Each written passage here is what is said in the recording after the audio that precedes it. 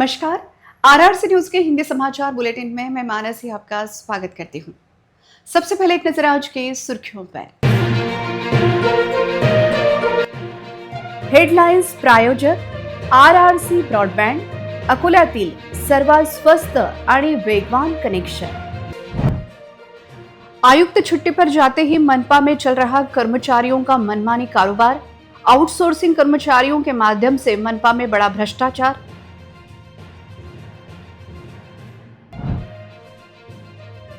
जिले में रासायनिक खाद का समाधान कारक भंडारण, कृषि विभाग का दावा। कृषि केंद्र के आगे किसानों की भीड़ दे कृषि विभाग का दावा कितना सच। खाड़ी युद्ध के चलते वाहन चालकों को मिलेगा एक दिन में केवल 200 लीटर डीजल। सरकार के इस निर्णय से खरीफ मौसम में खेती के कामकाज होंगे प्रभावित। क्या कॉकरोच जनता पार्टी बनेगी सत्ताधारी पार्टी का विकल्प? पार्टी को लेकर लोगों ने व्यक्त की अपनी प्रतिक्रिया।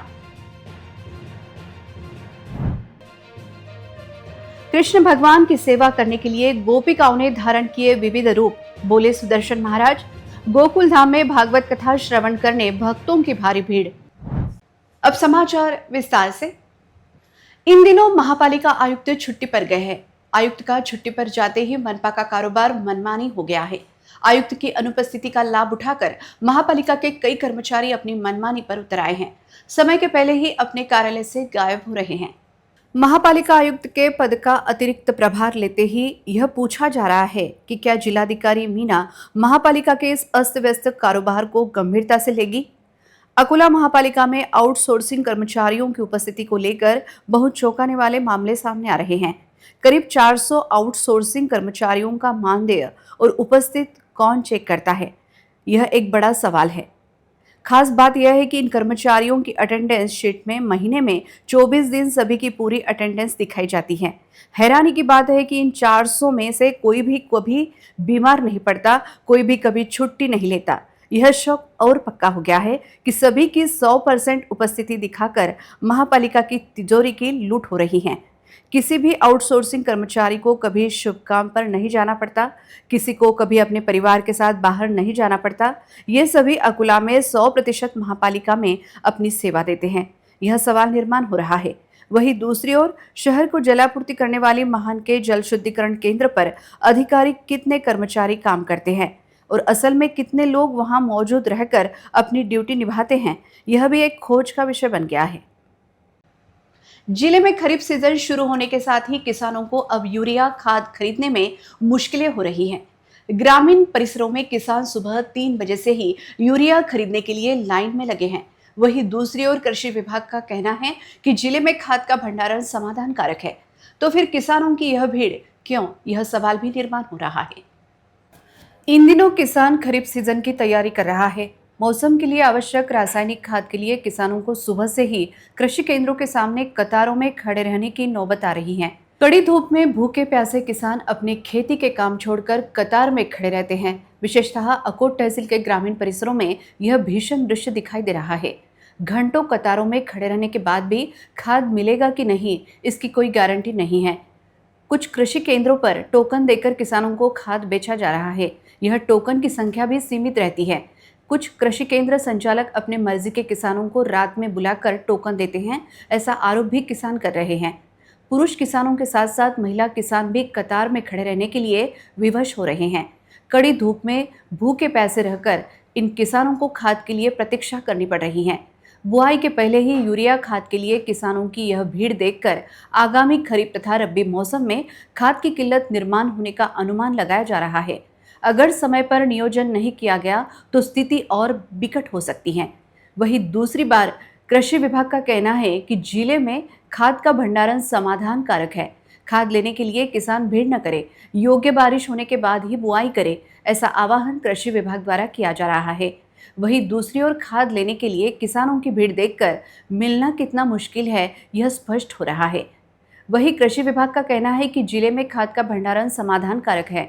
यह देखते हुए कृषि विभाग की बातों पर विश्वास करे या न करे, यह स्थिति निर्माण हो रही है। सध्या कुठेही तुटवडा नाही. अकोला जिल्ह्यात मुबलक खत साठा उपलब्ध आहे.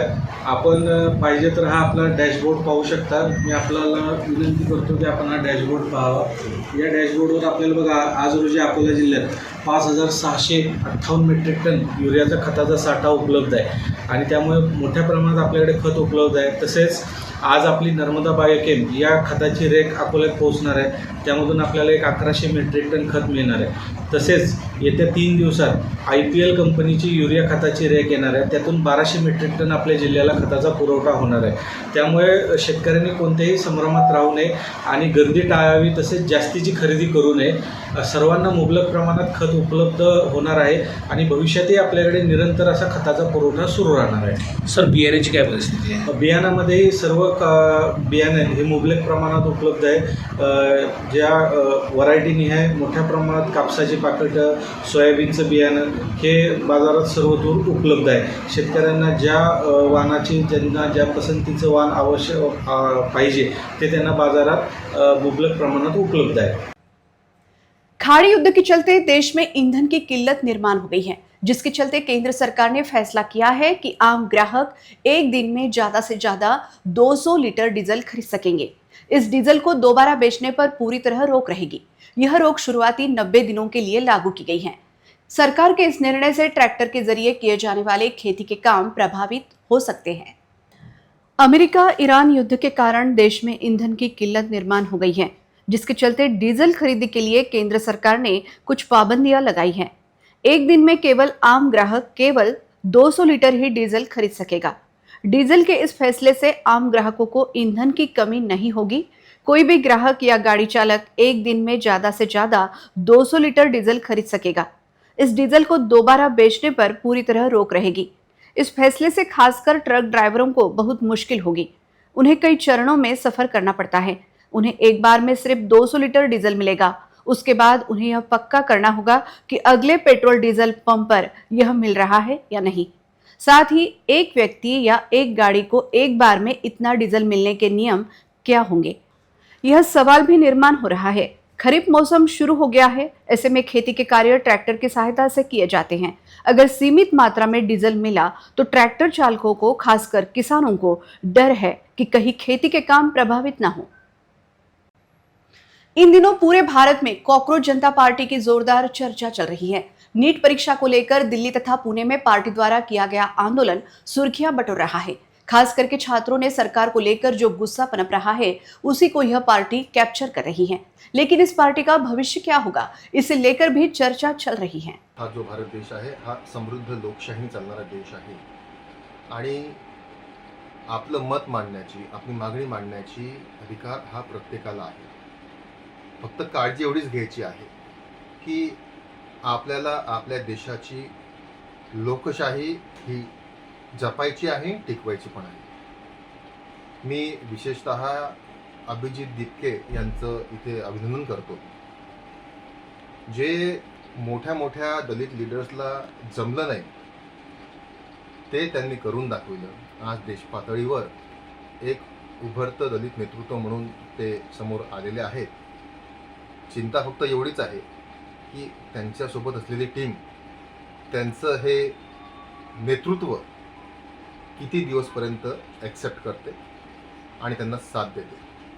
मी पुन्हा एकदा आपल्या माध्यमातून विनंती करतो, लोकशाही जपली गेली पाहिजे याची काळजी घेणे आपल्या प्रत्येकाचं परम कर्तव्य आहे। कॉकरोच पार्टी ही राजकीय पार्टी आहे का, हे त्यांना पहिलं आधी सिद्ध करावं लागेल। कारण की कॉकरोच पार्टीचे काय उद्दिष्ट आहे आणि विजन काय आहे हे अजून त्यांनी जनतेसमोर स्पष्ट केलं नाही आहे। त्यामुळे कॉकरोच पार्टीची गरज आहे की नाही हा नंतरचा विषय आहे, पण कॉकरोच पार्टी ही पार्टी पुण्याच्या इशावर बनली नाही हे त्यांना आधी सिद्ध करावं लागेल। याचं भविष्य काय आहे काय नाही हे समोर दिसणार, पण हे का तयार झाली कॉकरोच जनता पार्टी हे विचार करणं खूप आवश्यक आहे। कारण की मला असं वाटतं की जे युवकांबद्दल जे अपशब्द बोलण्यात आले त्याचा रागच्या सोबतच जे आजच्या तारखेत कोणी बोलत नाही आहे या सरकारच्या विरोधात जे हुकुमशाही सुरू आहे त्या हुकुमशाहीचा मला असं वाटतं काहीतरी उद्रेक झालेला आहे आणि त्यामधूनच ह्या लोकांचा राग म्हणून कॉकरोच जनता पार्टी आहे। तरुणाईची एक चीड आहे आणि त्यांची पहिली मागणी जी होती की या नीट पेपर फुटी प्रकरणी जे शिक्षण मंत्री आहे धर्मेंद्र प्रधान यांच्या राजीनाम्यापासून ही सुरुवात झालेली आहे। हा तरुणाईंच्या मनातला एक चीड आहे। पुढे या पार्टीचं काय भवितव्य राहील हा येणारा काळच सांगेल. कारण की एवढे पक्ष अगोदरच एवढे पक्ष झालेले आहेत, सगळ्यांना भ्रमनिराश केला. एका उंची गाठल्यानंतर पक्ष सर्वच पक्ष आपापल्या येणं मग राजकीय अजेंडा त्यांचा सेट करतात. कारण कॉक्रोच जनता पार्टीला सध्या तरी गरज नाही मला असं वाटतं. कॉक्रोच जनता पार्टी ही एक सोशल मीडियावर तयार झालेला एक ग्रुप आहे. तो त्याचा कोणत्याही प्रकारचा काही चेहरा नाही, कुठलाही अजेंडा नाही. काहीतरी एखादा काही विषय घेऊन आणि समाजात संभ्रम निर्माण करण्याचं काम माझ्या मते कॉक्रोच जनता पार्टीच्या माध्यमातून होत आहे. असं काही खूप मोठा प्लॅटफॉर्म किंवा काही खूप मोठा मुद्दा घेऊन किंवा काही खूप मोठा चेहरा त्या कॉक्रोच जनता पार्टीसोबत देशातला असा कुठलाही जुळलेला नाही आहे. एक युवकांच्या नावाने तो एक पक्ष काहीतरी सोशल मीडियावर स्थापन करण्यात आलेला आहे. जर त्यांनी सकारात्मक मुद्दे घेऊन जर ते समाजात पुढे आले तर पुढं काहीतरी त्यांना भविष्य आहे, नाही तर हे काहीतरी एक स्टंटबाजी म्हणून त्याकडे पाहिलं जात आहे. आणि त्यांचा जो महत्त्वाचा मुद्दा जो आहे विद्यार्थ्यांसाठी आणि युवकांसाठी ते जे काम करत आहेत त्याच्यावरून त्यांना समर्थन द्यायलाच पाहिजे. आणि सद्यस्थितीत अशी कुठलीही पार्टी युवकांबद्दल युवकांच्या भविष्याबद्दल बोलत नाही आहे. आणि बोलत जरी असली तरी त्यांचं काही देशा पातळीवर काही एवढं इम्प्रेशन होत नाही आहे आणि किंवा त्या मुद्द्यांवर चर्चासुद्धा केली जात नाही आहे. अशातच युवकांची जे हक्काचं जे प्लेटफॉर्म म्हणून ही पार्टी तयार झालेली आहे. पुरुषोत्तम मास के अवसर पर पंडित सुदर्शन जी शर्मा ने स्वर्गीय पुंडलिकराव बंकटराव उपाख्य अन्ना साहेब देशमुख की स्मृति में दत्त कॉलोनी स्थित गोकुल धाम में आयोजित भागवत कथा का छठा पुष्प पिरोया. शुरुआत में यजमान पंकज देशमुख, सौ ऋतुजा देशमुख, सौ कल्पनाताई देशमुख ने भागवत ग्रंथ पूजन और कथावाचकों का स्वागत किया, जबकि नैनाताई देशमुख ने प्रास्ताविक किया. सुखदेव जी ने परीक्षित को रासलीला के बारे में बताया. पंडित सुदर्शन जी शर्मा ने कहा कि गोपिकाएं भगवान की सेवा करने के लिए विभिन्न रूपों में आई. वे मत्स्य कन्याओं, राक्षस कन्याओं और गोपियों के रूप में आई.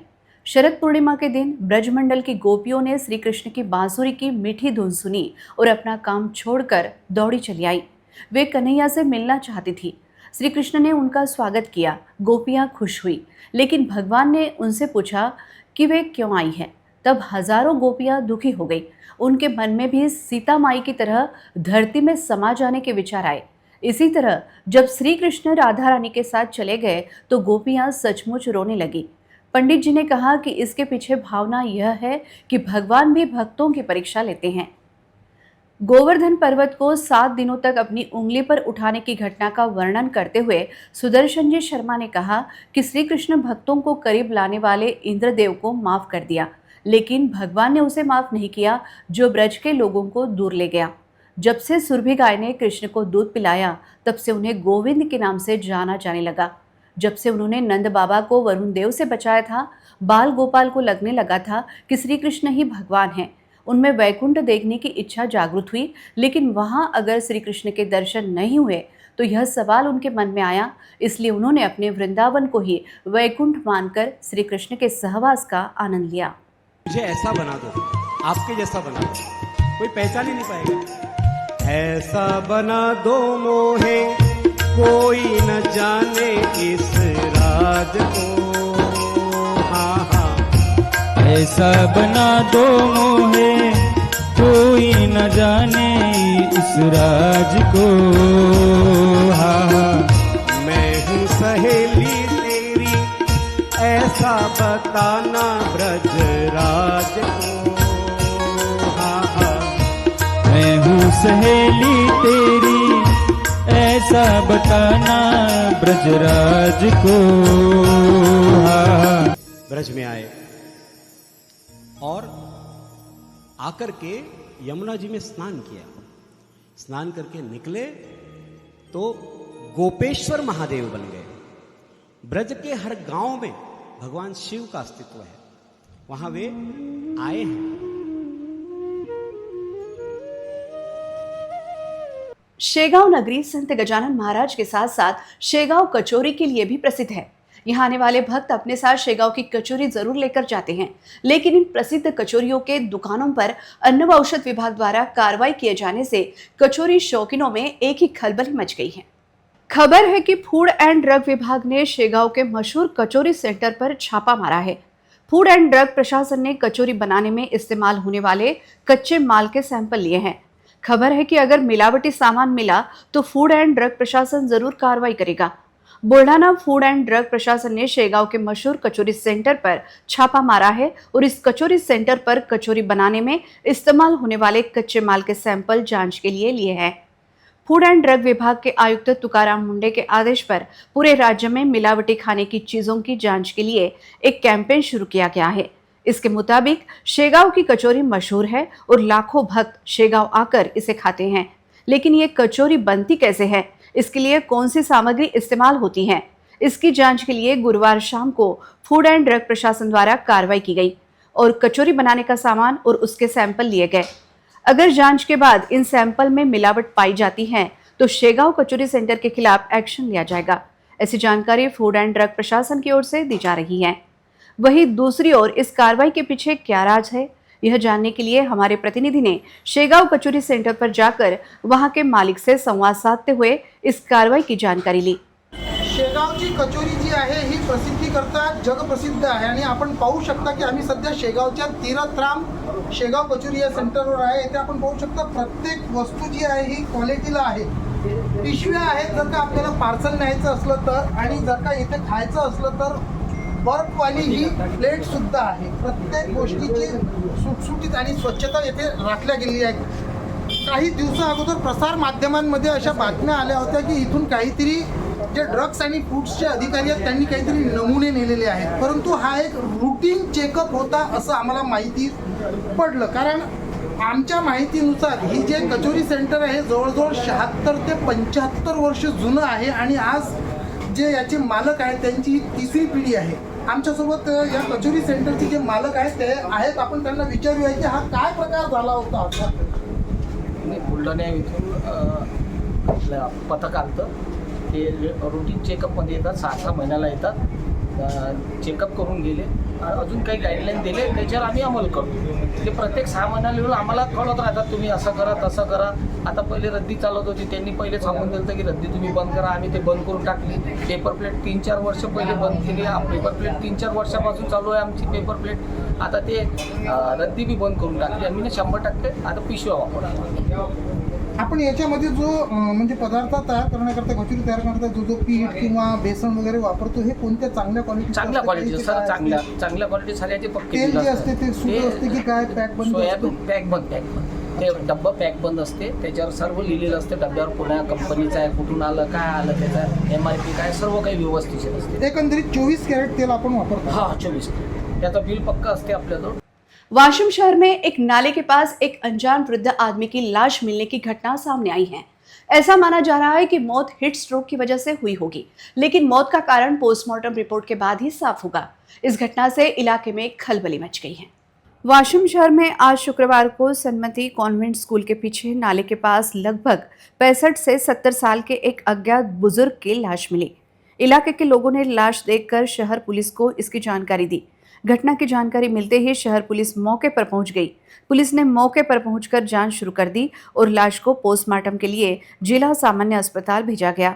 अभी तक उस बुजुर्ग की पहचान नहीं हुई है और मौत का सही कारण भी साफ नहीं है। शुरुआती जानकारी के मुताबिक ऐसा कहा जा रहा है कि मौत हीट स्ट्रोक की वजह से हुई होगी। हालांकि मौत का कारण पोस्टमार्टम रिपोर्ट के बाद ही पता चलेगा। शहर की पुलिस मामले की आगे की जांच कर रही है। अकोला शहर के प्राथमिक शिक्षणाधिकारी कार्यालय में हमेशा कर्मचारी गायब रहते हैं, जिसके चलते यहां आने वाले नागरिकों को परेशानी का सामना करना पड़ रहा है। यह देखते हुए वरिष्ठ अधिकारी इन कामचोर कर्मचारियों पर क्या कार्रवाई करते हैं, इस ओर सभी का ध्यान लगा है। अकोला शहर में आगरकर विद्यालय के पीछे मौजूद माध्यमिक शिक्षा अधिकारी कार्यालय में कार्यरत अधिकारी और कर्मचारियों के समय पर कार्यालय में मौजूद न होने की वजह से इस कार्यालय में शैक्षणिक कामकाज को लेकर आने वाले कर्मचारियों और नागरिकों को घंटों इंतजार करना पड़ता है। अकोला माध्यमिक शिक्षा अधिकारी कार्यालय में आने वाले कर्मचारी अपनी सुविधा के हिसाब से कार्यालय आते हैं और मनमानी तरीके से कार्यालय से चले जाते हैं, जिसके चलते यहां आने वाले नागरिकों को बेवजह परेशानी उठानी पड़ती है। यह देखते हुए जिलाधिकारी तथा माध्यमिक शिक्षा अधिकारी मनमानी करने वाले इन कर्मचारियों पर क्या कार्रवाई करते हैं, इस ओर सभी की निगाहें टिकी है। आम लोगों का कहना है कि अगर जिलाधिकारी तथा माध्यमिक शिक्षा अधिकारी अगर अचानक इस कार्यालय को भेंट देते हैं तो उन्हें इस कार्यालय में चल रही पूरी स्थिति का पता चल पाएगा। कारंजा लाड़के गजानन महाराज संस्थान में एकादशी के मौके पर कुल 7.25 क्विंटल आम का भोग लगाया गया। महाराज के पूजन के बाद इन सभी आमों का रस 6000 भक्तों में प्रसाद के तौर पर बांटा गया। प्रसाद लेने के लिए भक्तों की लंबी लाइन लगी रही।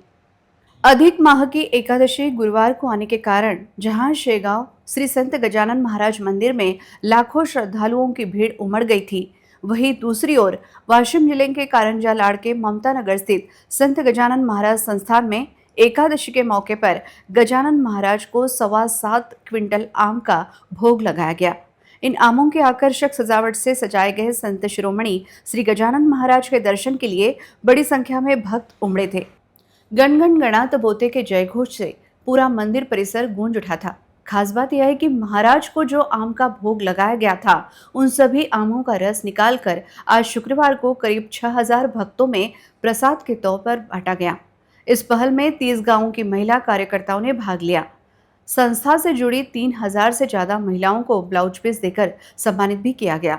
महिलाओं के लिए यह संस्थान उनका मायका होने की भावना भी इस अवसर पर आयोजकों ने व्यक्त की।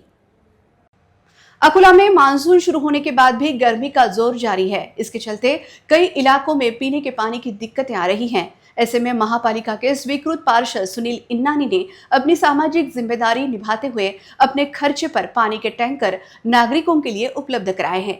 उनकी इस पहल से कई लोगों को राहत मिल रही है और हर तरफ से उनकी तारीफ हो रही है। अकोला में बढ़ते तापमान और पीने का पानी की कमी को ध्यान में रखते हुए अकोला महापालिका के स्वीकृत पार्षद सुनील इन्नानी ने लोगों की मदद करने की पहल की है।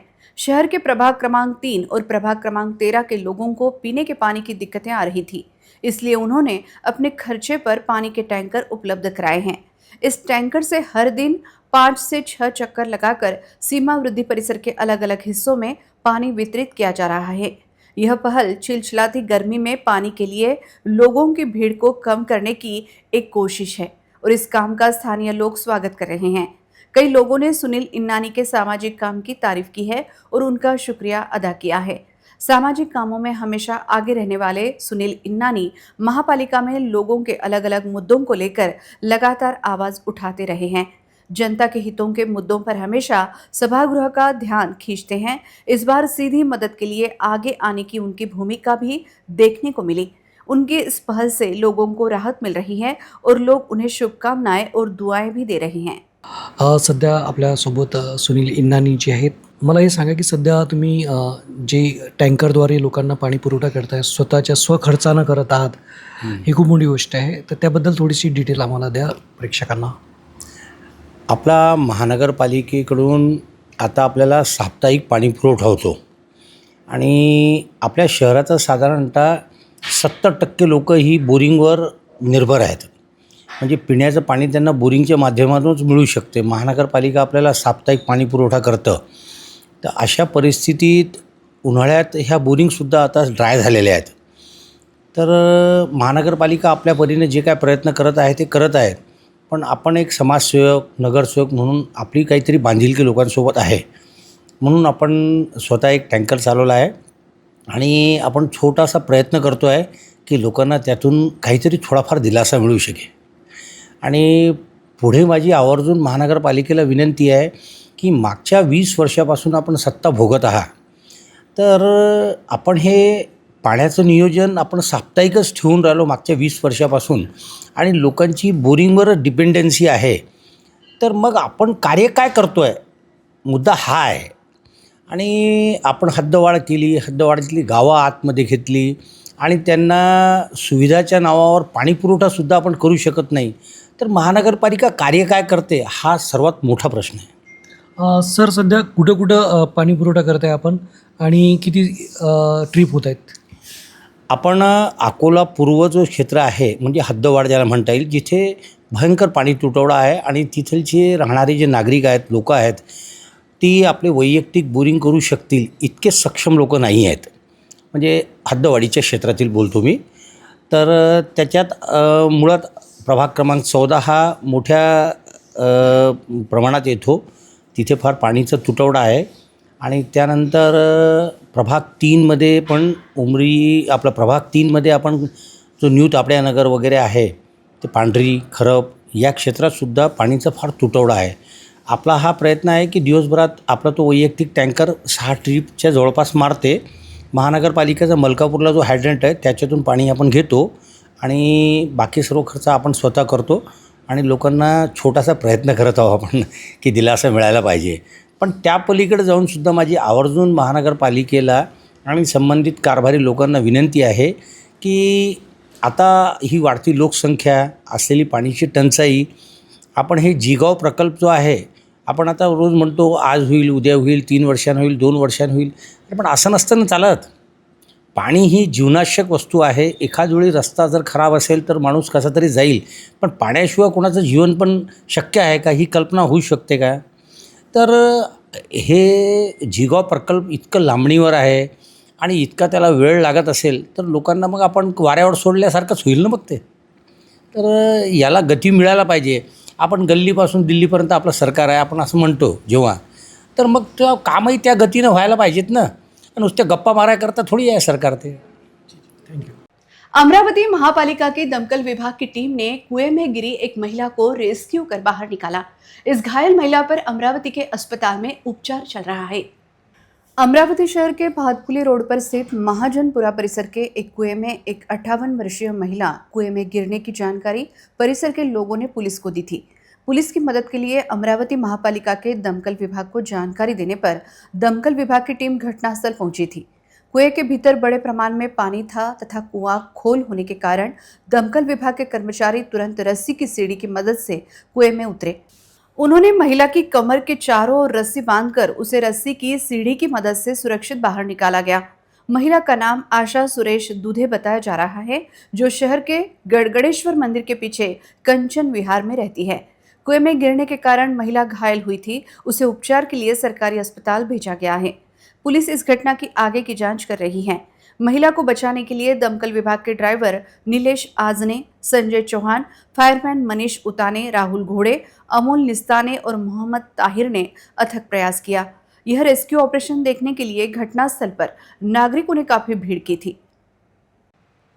अंत में एक नजर आज के सुर्खियों पर. हेडलाइन्स प्रायोजक RRC ब्रॉडबँड, अकोल्यातील सर्वात स्वस्त आणि वेगवान कनेक्शन. आयुक्त छुट्टी पर जाते ही मनपा में चल रहा कर्मचारियों का मनमानी कारोबार. आउटसोर्सिंग कर्मचारियों के माध्यम से मनपा में बड़ा भ्रष्टाचार.